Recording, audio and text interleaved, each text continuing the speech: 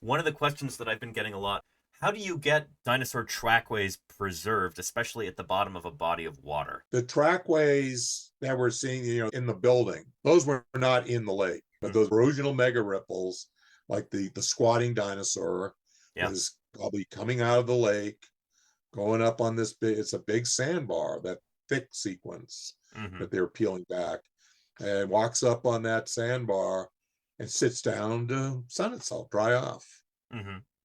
And then when it gets up, it kind of slips, probably a little bit of an algae scum, on the stuff, it's on the side of the lake, but exposed. The Uh-huh. tracks underneath are in this rubbery clay. When we look at the tracks, what we see are just big Ubrani's tracks Okay. in It's the big red theropod clay. dinosaur, yeah. Yeah, and it's sinking through the clay because the clay was dry. They're mud cracks. Hmm. It was dry clay, firm, the rubbery deeper down. Just clay gets, big thick clay. It can be Yeah. rubbery. But these animals are punching through this, and then they filled with sand. The sandbar was formed by waves going along shore along the side of the lake, and just dumping sand in along the shoreline. Well, if we look at the big tracks, there are some ground ladder tracks on that surface. Hmm. Every one of them They're in the is Ubrani's in tracks, right? in a Ubrani's track. The swim tracks, this clay was real rubbery. They cut into it, and the sands were moving. They're in the current area. You have this big sandbar, so you have nearby sand. And then, in fact, you stood on a beach when there's currents and the Hmm. water's like trying to erode out from under your feet. That's kind of how I picture it. There was like sand moving. We Huh. see the bulk of these growladder swim tracks.